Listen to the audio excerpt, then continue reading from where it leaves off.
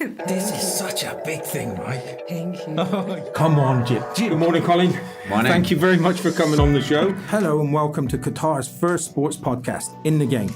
I'm your host, Steve Mackey, and we can't wait to introduce you to everything that is sports here in Qatar and afar. We're going to be bringing you personalities, company owners, institutions, individuals that are making a real difference.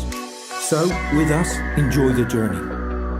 Hello and welcome to In the Game, Qatar's first sports podcast. Today we have two guests, two very special guests.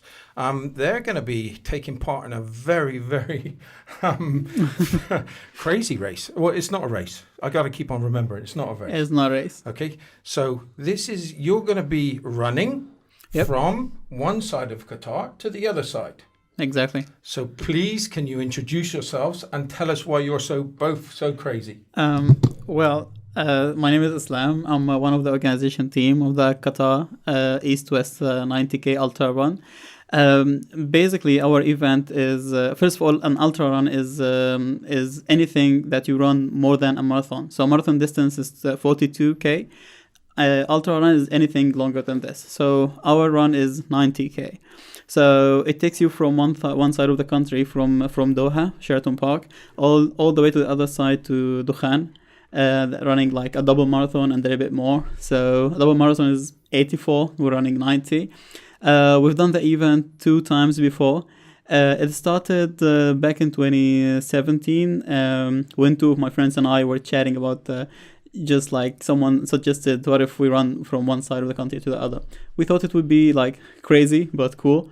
So we started training, and more people started to get interested, and we ended up running like 2-3 months later. We were running with 25 people across the country.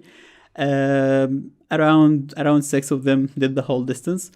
Second year, they attracted more people, so we had about 85 runners. This year we have over 200 runners. Right. Yep. This is gonna be. So when does it go? When are you gonna be running? This year it's happening on December 6th, so in less than 3 weeks. So that's pretty exciting. It is. Very exciting. Absolutely. Dear me. Hamid, please tell us about your journey, and you're going to be participating in this, right? Yes, I am. So looking forward to it? I'm excited because this is going to be the longest distance I've ever run. Okay. So I'm going to do the first 2 sections, it's 2 segments, so it's like 34. 34, okay, yeah. Because I'm building up to Ooredoo. I want to do a full marathon in Ooredoo. I wanted to make it something special. So in the past, I've been running half marathons. Okay. And okay, so let me get to like a bit of context. 2001, I had a car accident. I was 17. Wow. I had suffered an injury in my back, a spinal cord injury. So it was a T12. Which is a thoracic 12, the vertebra in the thoracic area, which is the ones with the ribs. Right. So the spinal cord at that level was damaged. It had a compression damage and some lesions. And that's what caused the paralysis. So I have a bit of abs, I have a little bit of core, but anything below, I have no function. So did a lot of rehab, did a bit of occupational therapy between Germany, America, and a few other places. So the first kind of like 4 years was just intensive rehab and trying to get back into life. I was always active before. So before my accident, I was into basketball, karate, well, not karate, taekwondo and kung fu. And I was just really active, football. And then after the accident, a lot of physical therapy, weightlifting, training. And then I was like, I always want to run a marathon. I did a bit of track and field when I was in school, but I wasn't really good. Okay. A bit of jumping, a bit of running. Yeah. I think I just had a weird gait. I ran funny. But then I'm like, I want to run a marathon, but like no one had wheelchair categories. And then I don't know if you ever heard about Wheels for Life. No. Red Bull does it. So Right. It used to be bigger. Now it's a bit smaller, but they used to have like up to 34, 35 cities.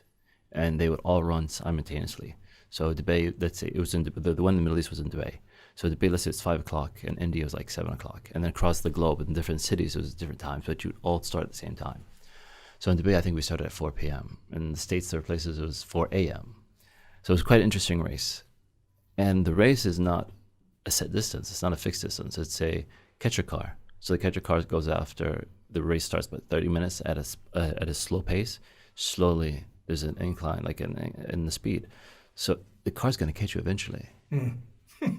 because the car doesn't get tired. Yep. So that I took part in that, and I found out, I think it was like on the TV. I was watching TV and I said, "Oh, Wings for Life," and I said, "I want to take part." And it was just by coincidence that I saw that I had it was last minute. I signed up. I didn't sleep. Got my chair ready. Hopped on a plane. Went to the bay. From the airport to the racetrack. Raced. I did like 12 kilometers before it caught me, and then I had to do another 3 till I got picked up and taken back to the starting point. But that was that's kind of what sparked the bug. That's got me really into it. I think it was 2016. But from 2001, let's say until 2005, that's physical therapy in and out of hospitals, surgeries, and so on, yeah? After 5, I'm like, I want to do a marathon. I want to run. But it didn't happen until 15 or 16. And it's just because of the lack of accessibility, the lack of inclusiveness in society. And the thing about Dubai is, before we came on the podcast, I was telling you, how old are you? That year, the guy who won globally, the largest distance covered, did like 60K, and he was like 45. So age isn't an issue. Yeah. The year after that, the guy who actually took the length of distance was Anderson. I forgot his full name, but he's from Sweden, and he did 90K, and he's a wheelchair athlete. He did it like in 6 hours. It's just incredible the way that we've come now with disability, people with disabilities, and the way that they kind of they want to be a part also, and they're proven to be a huge part. And what you're doing with this one, I tell you, the thing that really strikes me about what you're doing, okay, this is the most important thing, is that you're not doing it for a timing. There's no timing, so you can all be a part. And that's the one thing that I found out with you. I saw you on Facebook. I'm always doing research, or I'm always trying to find something. And what I first done, I came across your Facebook page. So this was the first experience. Then I saw your video, and I was like, what is this? And then I saw the way that you were the video, and I do strongly suggest, and in the podcast we'll put in there the links and everything so that people can view it. What you're doing is you're coming together as a unit. You've got 200 people that's going to be there. You're all going to be helping each other to get across the finishing line. True. So you're going to come together as a unit. And this whole story for me was just when we started talking on Facebook, and then you were so let's do something. Come on, let's do something. I'll ring out Ahmed, and I'll have a chat with him, I'm sure. And I'm thinking, will he come on? Will he come? And then all of a sudden I get a thing back saying, yeah, we're coming on. And then I thought, oh my word, how am I going to react? How do I do this? What things am I going to say that's going to be of interest? And obviously that everybody was going to kind of sway to say they wanted to listen to your story and about the race, but they wanted to see what the boundaries that you had to push yourself through. But for me, it was more so, and I'm sorry to be doing the talking right now, but for me, it was the camaraderie, how you were talking about Ahmed and what he's actually achieving and the things that's going on within your group. That to me was more important to get you on the podcast.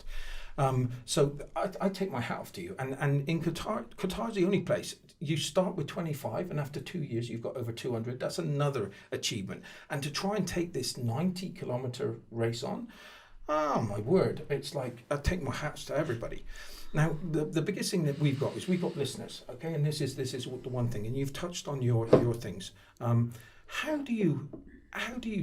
And firstly, you just told me 3 months before the race or the run, it was only 3 months before you just talked about an idea, and then you put it into action, and you got more people running. True. And then all of a sudden you're inspiring others. And did you what? How did you notice this rate? Was it a friend or? Well, I heard about it in 2017 because that's when so after that race in Dubai, the Wings for Life, which I want to also say is Wings for Life. All the entry fees go towards spinal cord injury research. Fantastic. Which is a great initiative because I have a spinal cord injury. Yeah. And if you can cure that, you can cure hundreds of thousands, if not millions of individuals with spinal cord injuries. Yeah. And spinal cord injury can happen to anyone. I mean, I met a guy in Germany, he just fell. He didn't fall off the sidewalk. He didn't fall downstairs, he just fell. And he thought he'd be fine. And now he's a tetraplegic. Dear me. And that's just the world we live in. So, I mean, to understand and put money towards a good cause like that is amazing. Fantastic. We had a lady on last week, and her name was Kathleen Bates. Oh, I know Kathleen. Oh, Freestyle Aquatics, yeah. my word, yeah, my word. She was on the show. She's and for me, I don't want to call her saint, but she's somewhere in there. I must admit, She's and somewhere I in didn't do it. I wanted to call her. She's a kind soul. She's an angel. Yeah. And we've all got the ability to be an angel. Let me tell you. And this is the one making a difference. And we spoke about this before the show, and now I'm getting excited because everybody's got the ability. And whether you actually do something with it, your legacy, we were talking also, if you can do something with your own personal legacy and make a difference like Kathleen and like yourself, because these make a difference comes in many different forms. It could be an arm around somebody. It could be somebody that's noticed something that you've done, Visiting a someone. smile. Oh, my word. The power is there. And that's what I do. Honestly, I do like Qatar because it is a smallish place, and everybody says that, but the people within it are really making a difference. And we have some really nice people here. Oh, 100%. The people who we hear are 100%. some of the best in the world. Yeah, and this Kathleen, she's an angel, and I kind of with what she's doing, and we had the podcast last week. It was amazing, but and I'm sorry to come now highlight you. It's like I just want to try to imagine the time that you had a car accident. And I asked you if this was okay to talk about, and you said fine. How did you? I'm just trying to put myself into your position, okay? And I want to know from your position how I would actually get over it. What worked for you? How did you? What was it? How did you overcome those things? I think it's a really good question, right? Because we see things and we don't, especially difficult things. Like how can someone handle that? How can someone take that? And I think it's because we see from our perspective, yeah? But for me, I was 17. I was young. I've always been spiritual. Not religious, but spiritual. I always had an awareness of God. So I wasn't really, very religious. I was just living my life. I'm a teenager. And then the car accident happened. And it happened in 2 blinks of an eye, literally. I'm driving down a road. The guy hits me from the right. He wants to overtake. He hits me from the right. I blink my eyes. I open my eyes. The glass is breaking. I'm mid-air. Oh, close my eyes. Open my eyes. I'm outside on the road. Look to the left. My car's there. Flipped over. There's water pouring out because the radiator was hit. I thought it was gas, petrol. I looked to the right. The cars are coming. I'm like, I'm going to get ran over. Movies. They mess up your brain. They make you think this is going to explode and cars are going to hit me. But none of that happens. I'm like, I need to stand up. And I tried to stand up and I couldn't. And I tried to stand up 3 times and I couldn't. I just dragged myself to the sidewalk, laid down. And because of that shock, I didn't feel anything. So, I mean, after that, that's kind of when my life, they call that turning points in life. So that's my turning point. I was always calm. I was always collected. It was destiny. And I really felt that because I wasn't scared that I couldn't move my legs, because when I was, I think, 12 or 13, I fell from the 2nd floor and I broke my hip and I couldn't move my legs. And 5 hours later, I can walk again.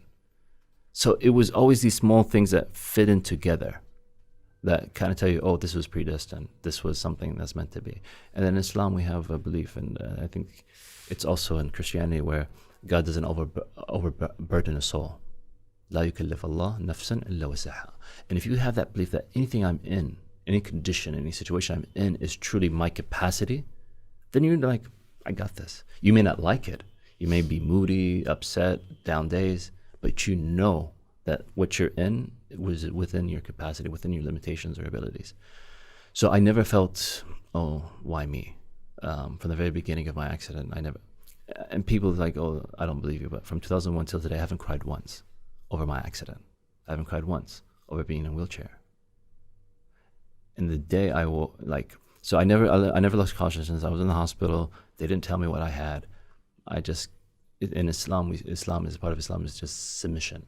And that's a part of, that's a big part of, I think, because I was young, I submitted to whatever was happening. It's not, why me? Why is this happening to me? What did I do? Am I a bad person? I just submitted. And there was this person talking about this. He was like, children who get cancer, they don't say, why me? It's only adults who are in their 20s and 30s, like, why me? Why not you? Kids submit to the disease. They submit to it and they fully release. So a part of that is not, you're not fighting yourself and the cancer. No, you're just fighting cancer. So for me, I was never fighting the wheelchair, fighting a disability. I never lost my own identity. I'm always Ahmed. I was Ahmed before the accident. I'm Ahmed now after the accident. Now, has the accident affected me? Yeah, because it's kind of a symbiotic relationship. Me, the wheelchair, and society. How does society now perceive Ahmed? I'm 193 centimeters tall. I'm this tall guy. Yeah. I used to play basketball. I come into a place, I have this aura because he's above everyone, and now I'm in a wheelchair, and it just changes perspective. And I'm sorry to give this example, but it was Charles Manson who said, if you look at me from below, you see me as less. If you look at me from above me, if you look at me from below, you see me as a god. If you see me from above, you see me as below you. But if you see me eye to eye, you see me as an equal. And that just showing the perspective, his concept of there is perception. Some people, they see themselves as better because they're looking down. Yeah. Other people who are looking up see them as higher. But we're all equal, aren't we? Of so course. here we're sitting at a table, we see eye to eye, we're talking, we're giving, exchanging. So I have that issue of I'm Ahmed. I've always been Ahmed. But now I have an issue of that relationship, Ahmed, wheelchair, and society. But I mean, it was never an issue for me, the disability. I think for me, disability is your own inability to do something or to achieve it. If you really want something, you'll get it done. Yeah. The disability comes in when you believe it. Yeah. It's and so many, we're getting quite a lot of people viewing the podcast. There's going to be a lot of people that take so much out of that. And you know where you say you said about your wheelchair, you and society. And I think that I with society changing so much, it's very difficult to keep up with how people see it, or how do they call it? What do they call it with a disability? And it's like, as you said, I saw an article, because I read an article about you, and I thought it was amazing, where you looked up and you said, look, don't think about changing it tomorrow, do it today. Yeah. And again, in the same article, you're going out to so many schools and you're talking to so many students. You're inspiring so many, and you are making. You will keep on doing these type of things. Society will go to the way that you're thinking, because a lot of us don't know how to deal with it, because it's not everyday used to it. Kathleen, it was second nature to her. It was something that she deals with. But I think society will change, and it's people like yourself. And I've got to be honest, and what people are doing out there, especially from how do I say this? The Paralympics, being an athlete. So just with people with a disability, how do we deal with it? Like I'm struggling now to talk about it, because I'm not sure the right terms in things now. So society will change, and we'll all get better at it, because you're just as normal as everybody else. Yeah. But the will that you've got with this is just incredible. Well, I want to say something here, because I differ. You're different, I'm different, but we're all normal because we're all within society, yeah? Yeah. But we're all unique. Yeah. But in some way, we're a group. We're hunter-gatherers before. We're tribal, We want to be a part of some tribe. Yeah. And some type of collective identity. But we're all unique. So a part of my journey as an individual, I always wanted to fit in. I always wanted to fit in.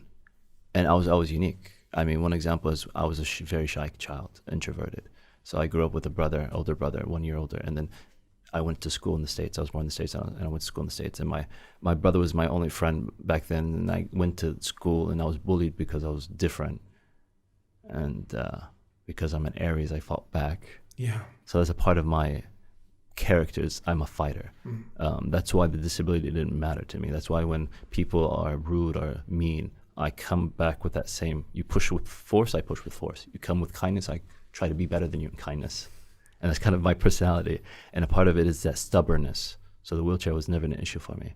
But the thing about school was, because I was so shy, they thought I had a learning disability. Because I wouldn't talk. I was off to the side. And I didn't know how to kind of interact with kids. And then I was very smart as a kid. I knew there's something different, because they went and did they did tests, and then they put me in special learning classes. And I'm like, I need to fit in. And I was good at it until my accident. Wow. And God forced me to be me.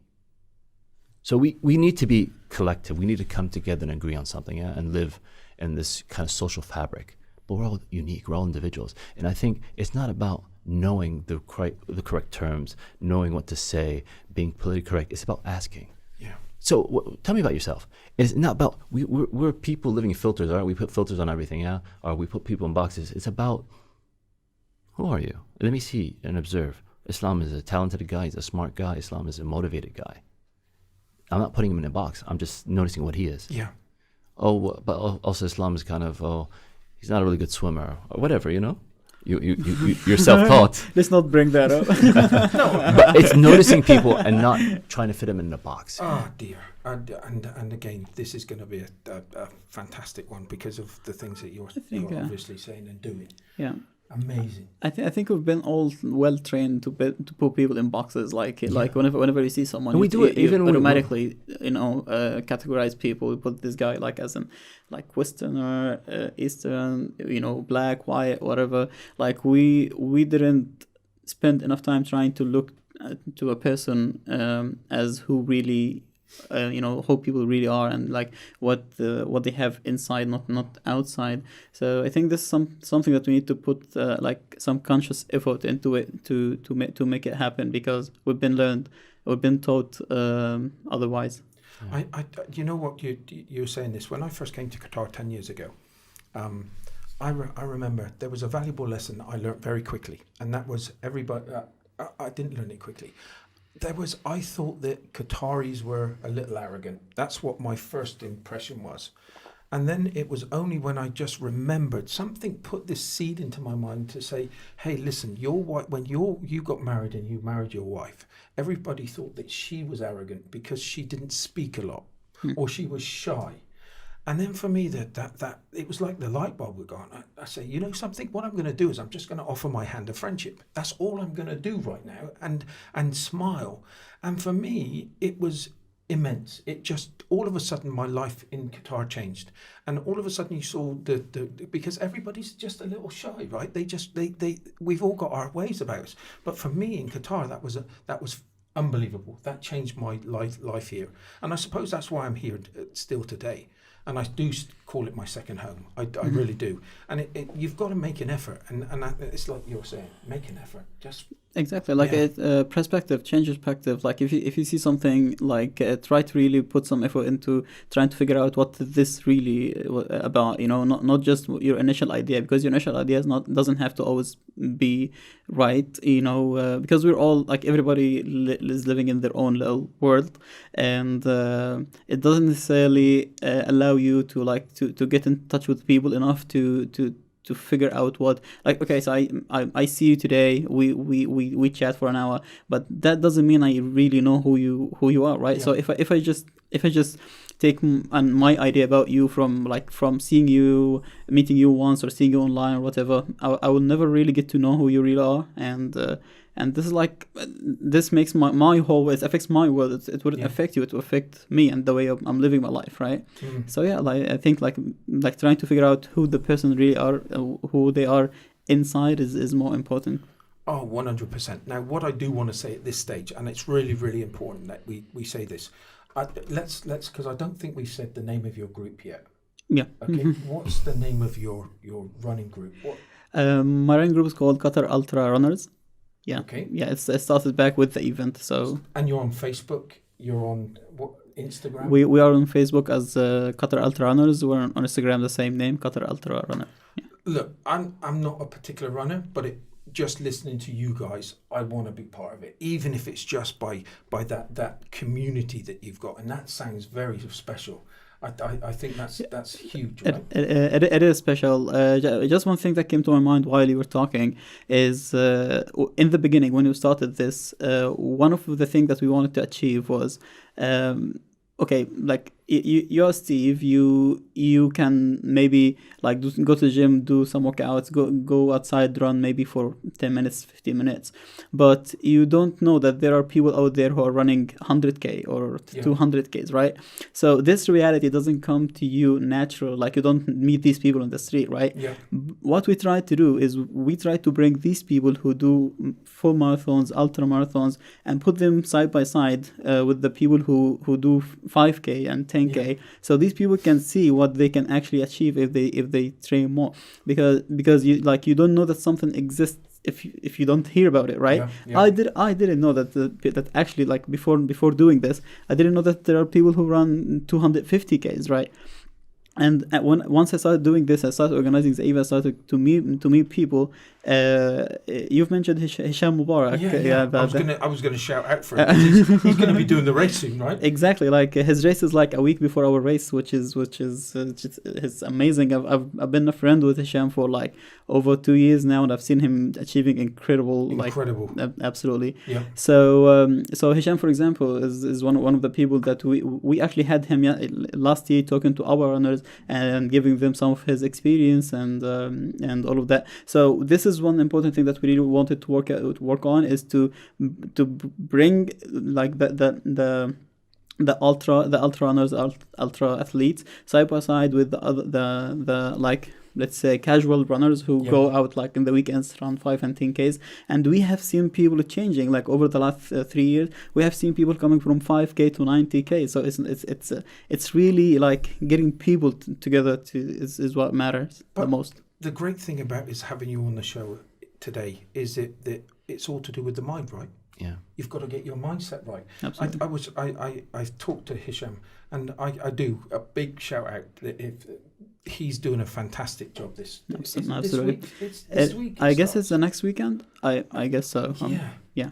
It's incredible. He's doing what is it? A 90-kilometer run the first day, 235-kilometer bicycle. It's a reverse triathlon, a reverse ultra triathlon. Unbelievable. So he's starting with the run 90k, and I guess he's doing 400 something on the bike, and then 9k swim. It's incredible. You say it's credible, I say it's crazy. So crazy. Exactly. Yeah. Exactly. And you know, there's no money prize. It's like, why would you put yourself through it? Exactly. But it's that competitiveness. It's that, where are my limits, isn't it? And this is where self-discovery. Exactly this. It's self-discovery, and it's kind of everything that you've been through, everything we've all been through. Okay, and this is a great thing about this podcast, is because you take little messages from each individual person, because we've all got a message to give, and we've all been through experiences, and I'm going to touch back onto the one that you said just now, where I'm quite spiritual, and I've heard the story before, because I used to have this lady, and she looked up and she lost 3 of her children, and I said, Connie, how do you get through? And she said, well, God only knows it, the people that can handle these situations, that can kind of get over it. She said, but I wish he didn't have such a high impression of me, you know. And that, for me, listening to your story today, it's just that tingling moment, because we've all got the ability, and it doesn't matter what we're doing, we've got the ability to make a difference, and your club is doing a massive thing, and going back to yourself, so you're now going to be, this is going to be the longest that you're going to run for, yeah? Whoa. So your hands, because I'm thinking, when I was in the military, I used to do some forced marches with boots on, and I used to get blisters after about 20k. Yeah. So how are you preparing for this race? For me, it's nothing really particular. But I'm just trying to do a bit more long distance. Okay. So I want to just touch on something real quick. Remember you said that, don't start tomorrow, start today. Mm. You mentioned that quote. Yeah. I said, and it's because me myself, I needed that. Yeah. Because I had So in 2007, I started really getting into weights and trying to go to another level. Yeah. And I was going to the cinema, and they dropped me because there was no flexibility. So they dropped me out of the wheelchair. Yeah. I hit my back on the stairs, and I have metal rods in my back to fix my back when it broke. So I was in so much pain. I'm like, I'm going to stop working out for a while. And then I stopped for so many years. I was active, but I wasn't working out at all. Right. And then every day is like, I'll work out tomorrow. No, I need a plan. I'll write a good schedule down. I'll get it done. So I'll, be committed to it. Wouldn't do the plan. The next day, I'll do it next month. Next month is great. Wouldn't do it. You know how you overthink things? Yeah. That's me. I was an overthinker. And then one day, it's just, I'm going to work out. And I just did it. It's not even, I'm going to do it. It's get out of bed, work out. You don't think. You do it. But I want to get to a point where after I did that, I had another injury. A guy wasn't paying attention. He hit me from behind, and I got a dislocated shoulder. And I had to stop working out again. And I think this is the gist of it. This is the juicy thing about it. When you really want something, I think God tests you and the universe tests you. Do you really want it? You have an injury. Now, do you really want it? Do you want to get over this and go back? Do you want to get over that back injury and go back? Do you want to be better than you actually are? Maybe you do. And you're like, it's not an issue and you go back. Or maybe it's like, no, it really wasn't that big of a dream or an ideal. Yeah. But for me, I think God knows and the universe knows. Back injury, shoulder injury, doesn't matter. One form or other, I have to be competitive. I have to push myself. For me. Yeah. So in the beginning, you were saying the camaraderie between the runners. I want to be the fastest, but I want everyone to finish also. So when I was at the run at Wings for Life in Dubai, everyone was supporting me and I was supporting them. And that's the beauty of a marathon. And you have to do a redo this year, coming in 2020. Do it 5 or 10K. You'll see it. There's something in all that energy. Yeah. Everyone wants everyone to finish. Yeah. From the fastest runner to the slowest runner. Yeah. And that is what humanity needs. Not only races, what we needed actually in this world is we're pushing everyone. I want to be better than everyone, that competitive edge, but I also want everyone to finish with me. It's not, I don't want it for myself and to be held up in glory. No, I want everyone to be there with me. That is just incredible because it's been part of my life with helping others, because you were only as strong as your weakest link. Yeah. And the just I kind of get so much pleasure out of watching people succeed. That it's irrelevant about winning the race. It's getting all your team members over the line, because it's just so powerful. Okay, so I've just found out a wonderful. It just come over me in my memory. You've got an inspirational story, right? Okay. Kind of. Yeah. Okay, so let me just start it. Okay, Yeah. 3 months ago, Islam couldn't swim at all. 3 months later, Yeah.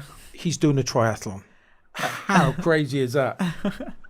So yeah, I've always been a runner, but like last year I saw my friends doing triathlons and stuff, and I liked it, and I really wanted to be part of it. So, but I couldn't swim at all. Like I would sink immediately when you put me in the water.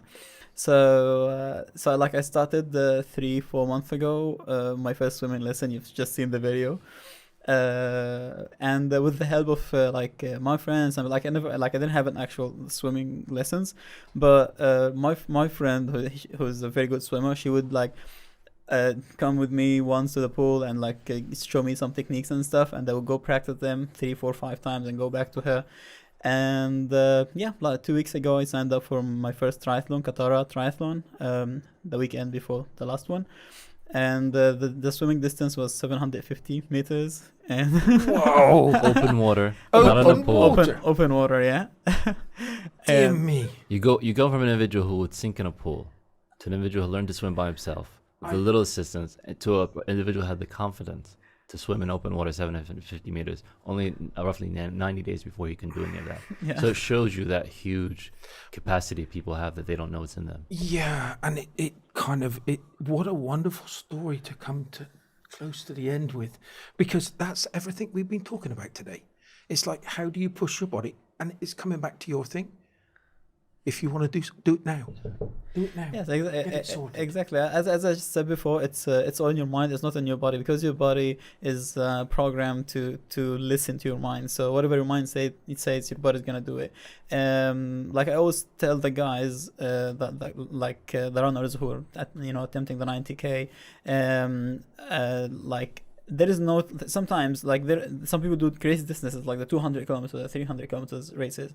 There is no physical training like in your training.